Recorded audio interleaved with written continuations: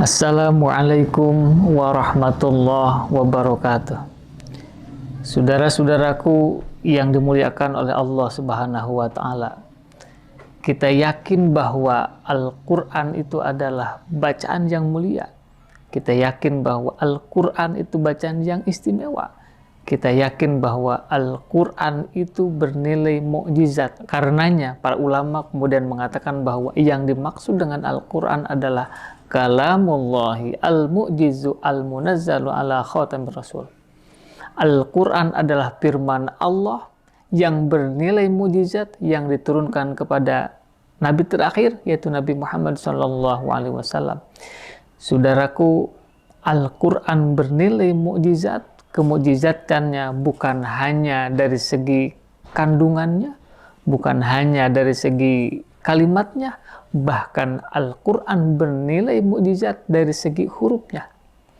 Saudaraku, kalau kita mau mengungkap misalnya jumlah huruf yang ada di dalam basmalah saja, itu ternyata mengandung keistimewaan yang luar biasa, di mana kita akan yakin dan sadar bahwa Al-Quran seluruhnya adalah bukan buatan manusia, tetapi Al-Quran seluruhnya adalah firman Allah Subhanahu wa Ta'ala. Saudaraku, kalimat basmalah, kalau kita hitung jumlah hurufnya, itu ternyata jumlah hurufnya 19. Pertanyaannya, kalau lapad basmalah ini ada alifnya, lapad bisminya, itu ternyata hitungannya menjadi 20. Padahal, saudaraku, kita tahu yang namanya lapad bismi itu gabungan dari bi plus ismi. Artinya ketika digabungkan menurut kaidah bahasa Arab seharusnya itu ada alifnya.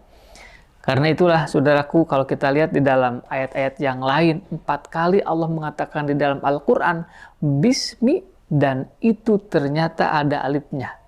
Kita lihat di dalam surah Al-Alaq ketika Allah mengatakan Iqra bismi rabbikal ladzi khalaq. Di sana ada kata bismi dan ternyata ada alifnya. Kenapa demikian? Karena memang bismi itu gabungan dari bi plus ismi.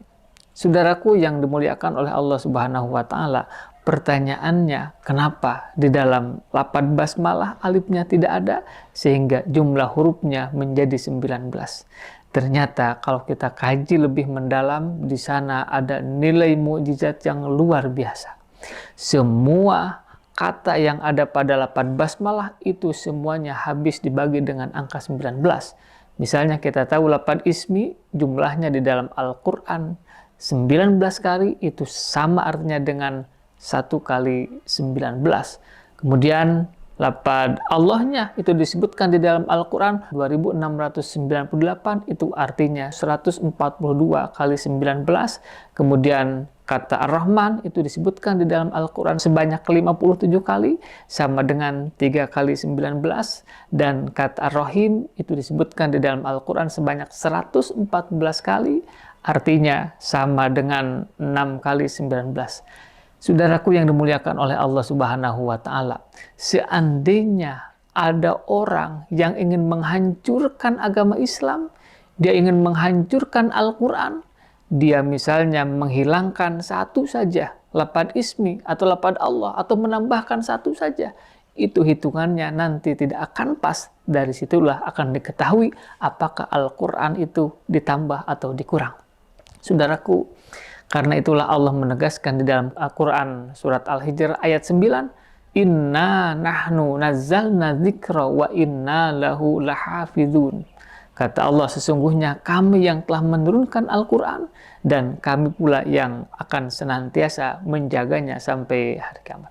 Saudaraku yang dimuliakan oleh Allah Subhanahu wa Ta'ala, kita sekarang bisa menyadari dan meyakini betapa Al-Quran itu seluruhnya bernilai mukjizat. Bukan hanya kandungannya, kalimatnya, bahkan hurufnya, itu semuanya bernilai mukjizat. Sehingga tidak mungkin, tidak akan ada orang sampai kapanpun, dimanapun, yang bisa menandingi Al-Quran itu.